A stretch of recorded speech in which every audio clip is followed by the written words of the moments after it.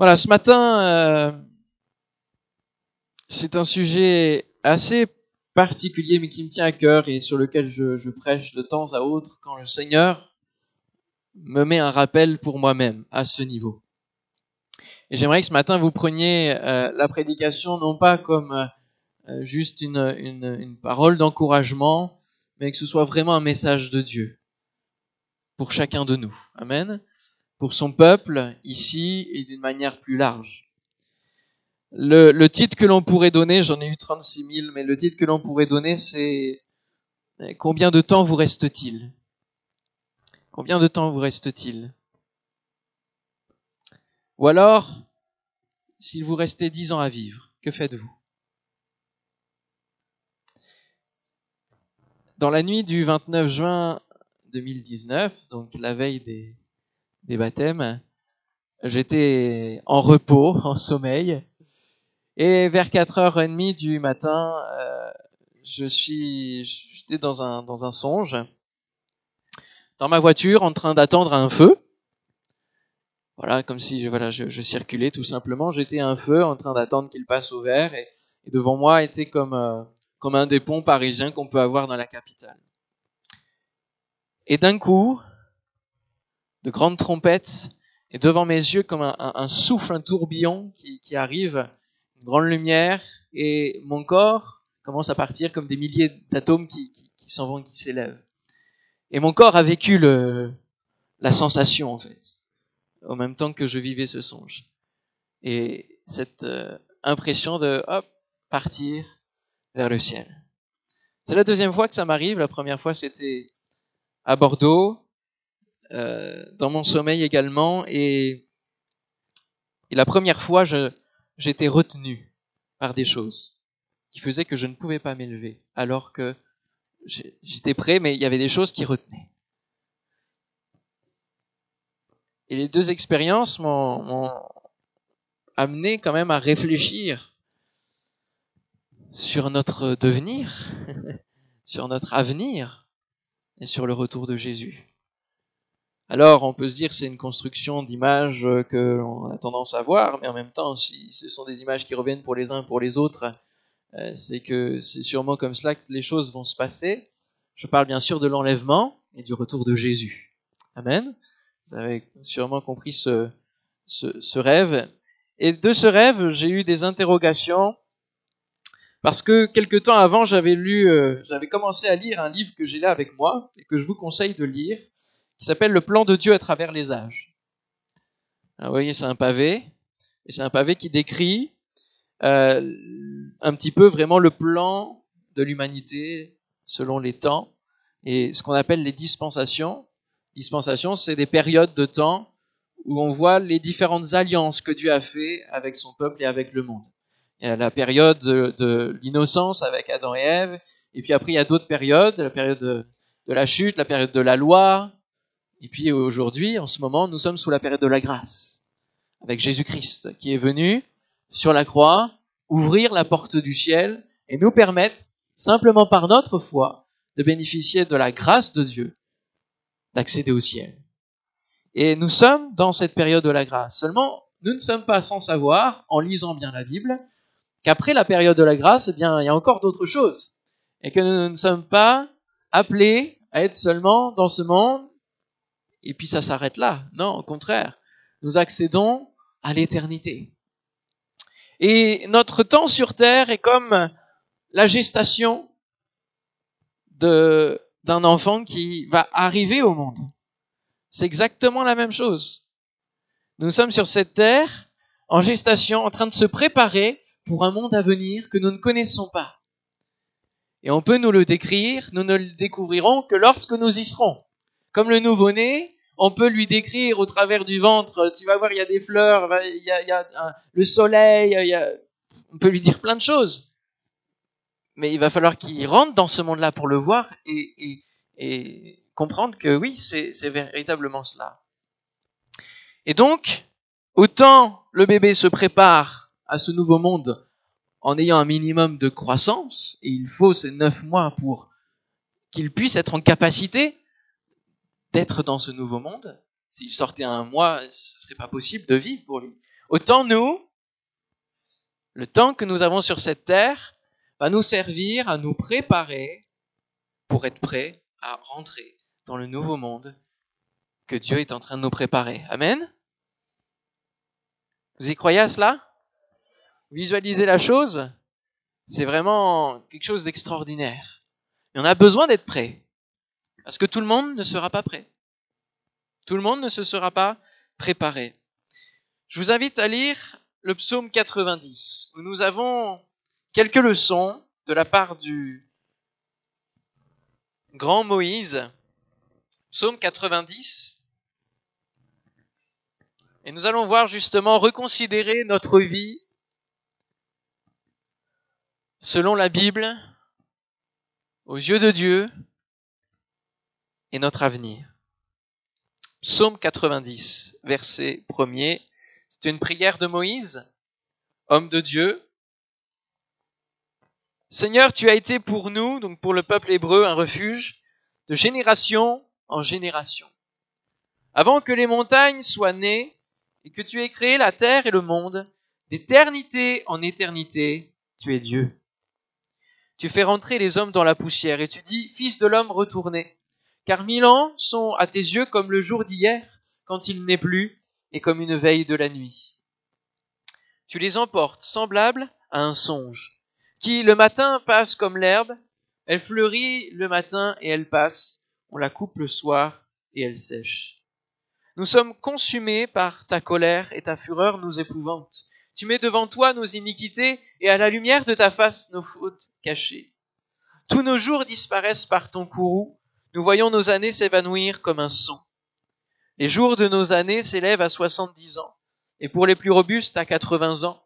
Et l'orgueil qu'ils en tirent n'est que peine et misère, car ils passent vite, et nous nous envolons. Qui prend garde à la force de ta colère et à ton courroux selon la crainte qui t'est due? On va pouvoir s'arrêter là. On lira la suite tout à l'heure. Mais déjà, cette première partie de la prière est un résumé de ce que Dieu a pu créer, bref résumé, et de la relation qu'il y a entre l'homme et Dieu, et surtout la condition de l'homme sur cette terre. Alors que bien souvent, l'homme se targue de se gérer lui-même et de vouloir se mettre en avant dans ce monde, étant quasi inébranlable et s'identifiant aux héros que l'on peut s'inventer, qui sont invincibles. Lorsque nous lisons la Bible, nous voyons que notre vie est peu de choses face à un si grand Dieu. Et puis notre vie est peu de choses à l'échelle de l'éternité. L'éternité, ce n'est pas l'absence de temps. Et ça, c'est important de le comprendre, parce que lorsqu'il est parlé de l'éternité dans la Bible, vraiment, dans la notion hébraïque, c'est compris dans un temps. Dieu parle dans sa parole, il parle du passé, il nous parle au présent, et il parle aussi du futur. Donc Dieu n'est pas hors du temps, puisque c'est lui qui en est l'auteur. Mais il est éternel. Et donc il y a cette dimension infinie. L'éternité n'a pas la même gestion du temps que nous, parce que l'éternité n'a pas de limitation. Tandis que nos vies, elles ont une limitation.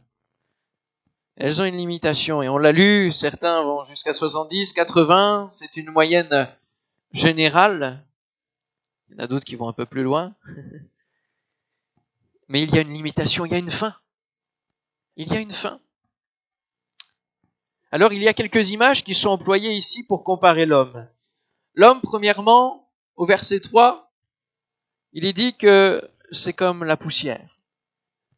Nous sommes faits d'argile, nous sommes faits de poussière et nous sommes fragiles. Il n'y a qu'à voir les complications que notre corps peut donner en fonction des différents contextes ou environnements dans lesquels on le vit. On vit selon qu'il fait chaud, trop chaud, selon qu'il fait froid, trop froid, selon qu'on est comme à Paris, dans un contexte plutôt pollué et qui provoque aussi des pathologies. Nous sommes fragiles. Nous sommes fragiles. Et un petit virus microscopique que l'on ne voit pas de nos yeux, peut nous atteindre et nous faire mourir. Nous sommes fragiles. Nous sommes poussière. Une autre image qui est employée au verset 5, c'est semblable à un songe. Qu'est-ce qu'un songe? On peut parler de rêve. Alors il y en a que l'on retient comme celui que je vous ai évoqué, parce que là c'est vraiment quelque chose qui vient de Dieu et qui nous permet de réfléchir. Et c'est souvent des signes que Dieu nous donne pour notre vie, ou d'une manière plus générale, comme des rappels. Mais il y a des rêves, et des rêves on en fait presque toutes les nuits. Et un rêve, une fois qu'on l'a rêvé, eh bien, il s'enfuit, on l'oublie, il s'en va. Et bien qu'on soit peut-être grand dans ce monde, qu'on ait fait de grandes choses, qu'on ait peut-être eu le prix Nobel, etc., tôt ou tard, lorsque nous ne sommes plus, on nous oublie. Nous sommes oubliés rapidement. Il y a une autre image aussi qui est employée au verset 5. Il est parlé quelque part de la fleur, de l'herbe qui croît et puis qui fleurit le matin, qui passe et on la coupe le soir même. Et oui, parce que c'est éphémère. Et notre vie, de la même manière, aussi belle soit-elle, reste éphémère. Tout comme le coquelicot qui peut être cueilli et qui va se faner une fois cueilli. Dernière image qui est employée par Moïse au verset 10, en verset 9, nous voyons nos années s'évanouir comme un son. Comme un son. Alors le mot déjà est petit, mais un son. Vous avez entendu des sons ce matin, au travers du piano. Je pourrais refaire une note. Et même si je mettais la pédale qui va permettre de prolonger le son, c'est limité. À un moment donné, il s'évanouit également dans le silence. Notre vie est comparable à un son. Et même si notre vie a un impact peut-être dans le monde, ça reste très limité comme impact. Ça ne va pas changer le cours des choses et de ce que Dieu a décidé. Notre vie n'est que peu de choses face à un Dieu qui est d'éternité en éternité. Un Dieu qui est le rocher des siècles. Un Dieu qui est solide.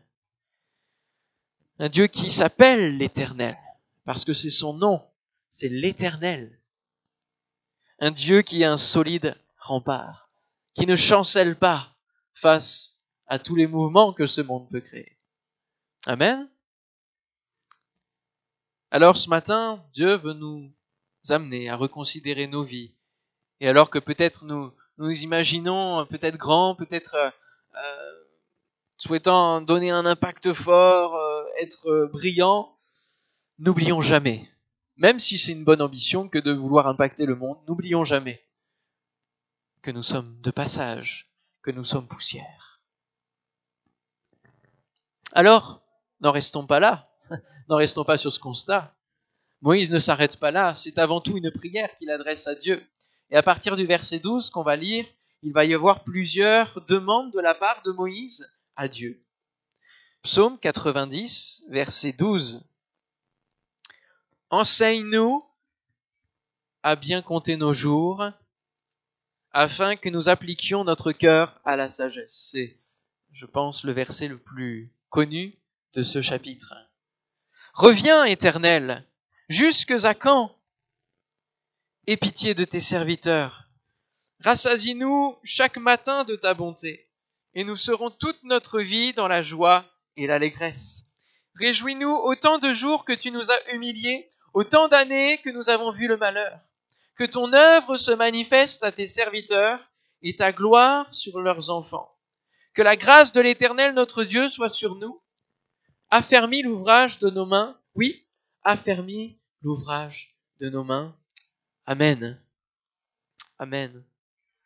Je trouve que c'est super intéressant que de pouvoir voir les différents verbes qui sont les demandes de Moïse à Dieu. Nous avons premièrement, enseigne-nous à bien compter nos jours. Est-ce que vous comptez vos jours? Vous allez me dire, mais comment compter mes jours puisque je ne sais pas de combien ils vont être? C'est un peu compliqué ça. Enseigne-nous à bien compter nos jours. Comment on le comprend? Premièrement, d'une manière large sur l'ensemble de notre vie. Déjà, tout ce qu'on a vécu. À l'aube de 30 ans, on réfléchit différemment sur nos jours qu'à l'aube de 15 ans. 15 ans, on a plus la vie devant soi qu'à l'aube de 30 ans. Et oui, il y a une reconsidération au fur et à mesure des dizaines qui passent de nos jours, qui sont passés et sûrement de nos jours possibles à venir. Si on se base sur la moyenne de 70-80 ans, on se dit, voilà, à l'aube de 30 ans, eh bien, il reste une quarantaine d'années grosso modo. Et 40 ans, ça passe vite. Bien compter nos jours. Bien compter nos jours.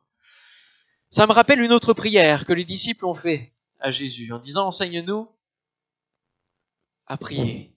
Enseigne-nous à prier. Enseigne-nous à être en communion avec toi. Comment bien utiliser le reste de vie que Dieu a prévu pour nous? Eh bien, dans la prière. C'est ce que fait Moïse ici. Il prie son Dieu qu'il connaît. Il prie l'Éternel qui connaît toutes choses, y compris le nombre des jours. Donc si nous voulons compter le nombre de nos jours, commençons par nous adresser à celui qui en a inscrit le nombre. N'est-ce pas? Quand on veut connaître le nombre de jours qui nous restent d'allocation chômage ou d'allocation de ceci, de cela, on s'adresse à celui qui en détermine les jours, n'est-ce pas? Faisons la même chose avec Dieu. Nous pouvons lui demander combien de jours il nous reste, ou en tout cas une échelle, une estimation, pourquoi pas? Pourquoi pas? Lorsqu'Ézéchias, on l'a évoqué le mercredi il y a 15 jours, lorsqu'Ézéchias a demandé du rab, alors qu'il était assez jeune quelque part, il devait être vers la quarantaine, et il devait mourir d'une maladie. Il a demandé à Dieu une rallonge, et Dieu lui a donné 15 ans de plus. Ce qui faisait que lui, il pouvait compter ses jours, parce qu'il savait exactement 15 ans. Et au bout des 15 ans, c'est terminé. Et cet exemple est important. Pourquoi? Parce qu'on se rend compte qu'il ne s'est pas préparé. Qu'il n'a pas préparé les générations à venir alors qu'il savait pertinemment quand est-ce qu'il allait mourir. Il n'a rien préparé. Et au contraire, ces 15 ans-là ont été gâchés. Gâchés. Compter ces jours, c'est être conscient que nous n'allons pas vivre comme Mathusalem. Mathusalem est l'homme qui a vécu le plus longtemps dans la Bible. Combien d'années? Est-ce que vous vous souvenez? Allez. On va laisser le peuple répondre. Combien? 900, ouais, un peu plus. 969 ans.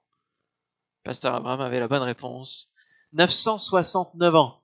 Waouh, avec 969 ans, là, on a de quoi voir venir, hein? N'est-ce pas? Waouh. Presque 1000 ans. Oui, mais 1000 ans aux yeux de Dieu, c'est un jour. Bon, ok, c'est réduit en un coup de verset, c'est réduit. Combien de temps passons-nous à vivre comme si on avait 969 ans devant nous? On vit comme cela.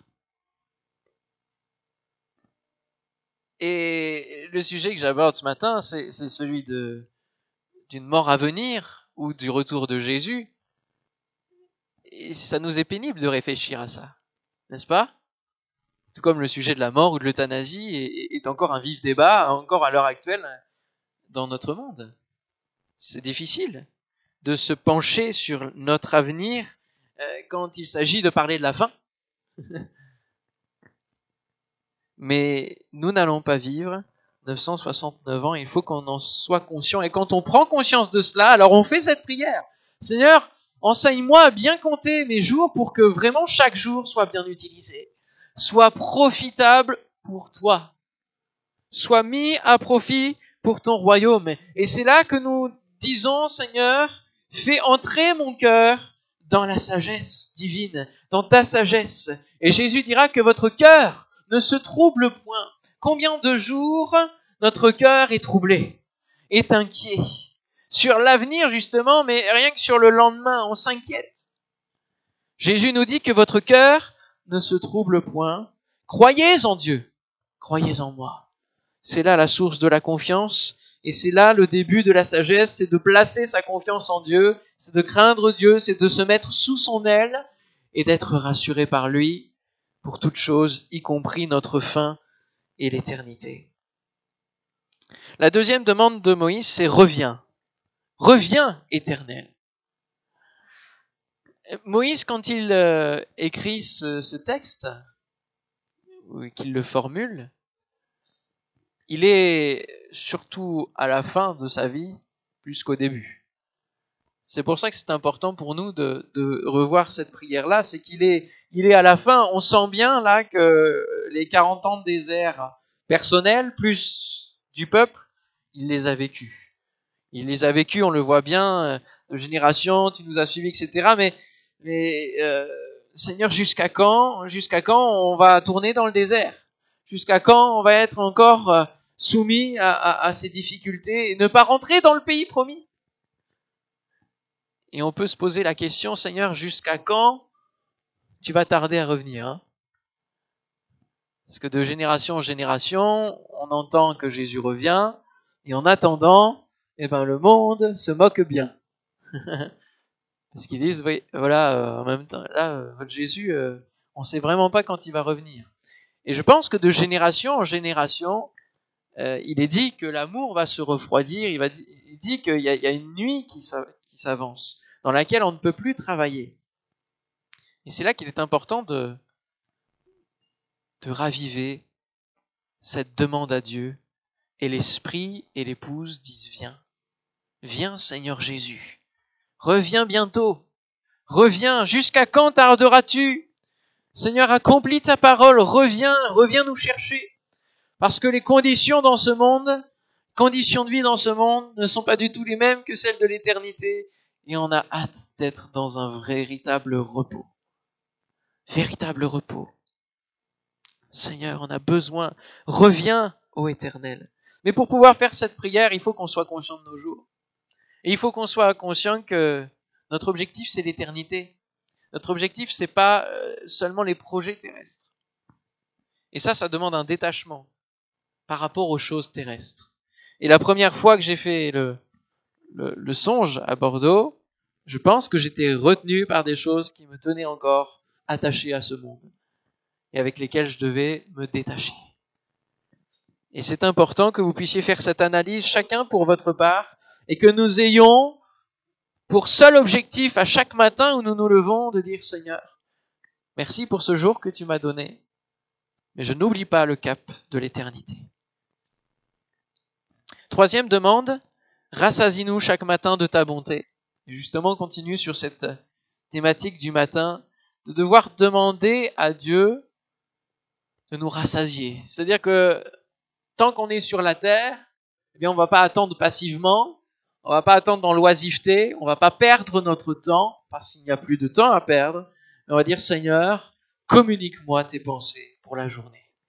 Dis-moi, qu'est-ce que tu as prévu pour cette journée? Qu'est-ce que tu as prévu que je puisse faire en ton nom, pour ta gloire? Comment tu as prévu que je te serve et que je te suive aujourd'hui?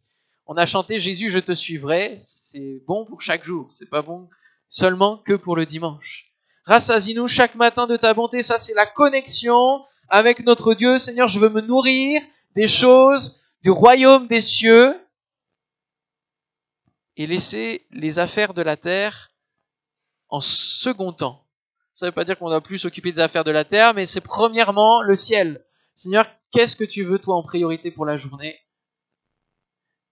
Et les choses de la terre vont se faire, elles vont venir. Comme je dis à Christine régulièrement, quand je lui dis de prendre du repos, qu'elle me dit il y a du travail, je lui dis il y aura toujours du travail.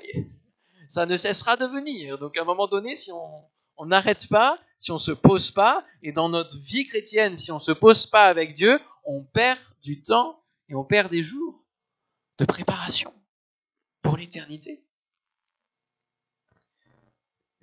Troisième demande, réjouis-nous autant de jours où nous avons souffert. Si nous confions en Dieu, si nous sommes dans cet objectif de l'éternité, alors nous allons considérer le visage de nos jours différemment. Différemment parce qu'on va se laisser se reposer dans la joie de Dieu. En disant Seigneur, merci pour ce jour-là. Merci pour ce que tu me donnes de vivre sur cette terre. Et merci parce que tu reviens bientôt. Merci parce que tu me prépares une place. Et ça doit conduire nos journées dans la joie. Et toutes les atteintes de l'ennemi qui veulent ternir notre joie, il n'y a qu'un moyen de les minimiser, de les abaisser, les arrêter, ou en tout cas les enlever loin, c'est de louer notre Dieu. Louer notre Dieu et chercher en lui ce qui fait notre joie. La joie du Seigneur est ma force. Et je peux traverser chaque jour sur cette terre en comptant sur lui. Alléluia. Nous avions évoqué la dernière fois, lorsque j'ai prêché sur la plénitude, vous vous souvenez des versets que je vous avais affichés, en vous affichant que les références et en vous demandant les textes, les promesses qui se cachent derrière, le nombre de promesses où Dieu nous dit prendre soin de nous chaque jour. Cherchez-les, vous allez en trouver beaucoup. 5e demande, affermis l'ouvrage de nos mains. Oui, parce que, comme je le disais, nous sommes sur cette terre pour un but. Dieu nous a créés sur cette terre. Alors il y a l'objectif qui est celui de l'éternité. Et nous avons aussi des buts de service sur cette terre. Dieu nous a choisis, nous a donné des talents, des capacités, des dons professionnels pour le servir au quotidien. Amen. Et si votre travail servait pour Dieu, peut-être que ça demande des reconversions, peut-être que ça demande des changements, de nouvelles formations, peut-être que ça demande des choses, mais considère ta vie aux yeux de Dieu. Qu'est-ce que tu fais pour Dieu chaque jour? Affermis l'ouvrage de nos mains. Ça demande l'action. Et suivre Christ, c'est pas juste le suivre et écouter les belles paroles, c'est pas juste faire de la théorie, c'est mettre en pratique la parole de Dieu. Quelle action tu vas faire demain? En étant dans le métro, en étant dans la rue, en voyant peut-être des gens se chamailler, ou peut-être quelqu'un porter difficilement des bagages, ou boiter, etc. Est-ce que tu vas avoir cette audace d'aborder les gens et d'agir au nom de l'Éternel, sous l'inspiration divine, en employant les dons spirituels qu'il nous promet? Affermis l'ouvrage de nos mains. Sans Dieu, nous ne pouvons rien faire. Amen. Agir, agir et continuer d'agir tant que l'on peut. Alors pourquoi je parlais de 10 ans tout à l'heure, 10 ans à vivre? Parce que dans ce livre du plan de Dieu à travers les âges, il fait un calcul d'un calendrier depuis Adam jusqu'à donc à la fin des temps, et il estime que l'enlèvement de l'Église se situerait autour de l'année 2029. C'est une estimation. Alors je vous annonce pas ce matin qu'il va revenir en 2029. Mais la Bible nous invite à considérer et à discerner les temps dans lesquels nous sommes. Et dans l'Apocalypse, il dit que celui qui a l'intelligence calcule quel est le chiffre de la bête, etc. Donc on a une responsabilité d'aller nous plonger dans la parole de Dieu, notamment le livre de l'Apocalypse qui est lié avec Daniel, avec les prophètes et avec Ésaïe, que je vais aborder la semaine prochaine au refuge. Et on va décortiquer tout cela. Dieu nous invite à ne pas être inconséquents avec nos vies et à savoir dans quel temps nous sommes. Dans quel temps nous sommes. Et lorsque, du coup, je venais de faire ce songe, j'ai réalisé qu'on était le 29 juin et que j'avais lu 2029 et j'ai fait un parallèle et je me suis mis à réfléchir en disant, s'il me reste 10 ans à vivre, comment je les utilise? 10 ans, c'est rien. 10 ans à vivre. Qu'est-ce que vous faites pendant ces 10 prochaines années? Et j'ai trouvé très intéressant que Dieu me mette cet objectif-là, de dire 10 ans, ou même 5 ans, et à se mettre des objectifs de vie, en se disant peut-être qu'il revient dans 5 ans. En 5 ans, qu'est-ce que j'accomplis pour toi, Seigneur? Qu'est-ce que j'aurais fait pour toi, mon Dieu? Quel projet tu as mis sur mon cœur, j'aurais exécuté? Et en même temps, cette pensée est venue dans mon esprit, ce verset. Nul ne sait ni le jour, ni l'heure. Mais il n'est pas parlé d'année. Et peut-être qu'on peut se fixer, malgré tout, le retour de Jésus pour 2029, c'est une année, nous ne saurons pas quel jour. Mais qui sait? Il va revenir de toute manière. Nul ne sait ni le jour, ni l'heure. Donc nous ne pouvons pas annoncer de date comme cela. Comme d'autres ont fait avec le 21 juin 2012, décembre 2012, etc. Nous ne pouvons pas annoncer de date. Mais mettons-nous des objectifs en nous rappelant, et tu reviens bientôt, Seigneur, en disant comment j'utilise ma vie. Vous allez voir que ça reconsidère complètement vos priorités. Ça reconsidère complètement vos projets de vie terrestres. Et c'est un bon exercice que de faire cela. Je terminerai en disant que quand il y a des annonces de dates comme cela, on annonce la fin du monde. La fin du monde n'est pas pour tout de suite. Parce que ce monde doit encore vivre l'ensemble du millénium, c'est-à-dire 1000 ans.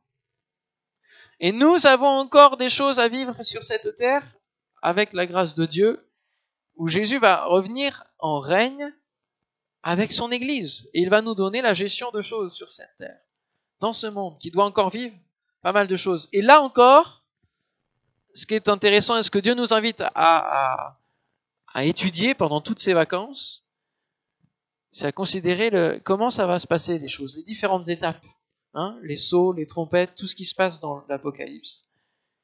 Et ce millénium, on va être enlevé avant, mais on va gouverner, etc. Et à fouiller dans la parole de Dieu tous les éléments que Dieu peut nous donner pour visualiser ce qui va se passer, parce que c'est pas encore la fin du monde.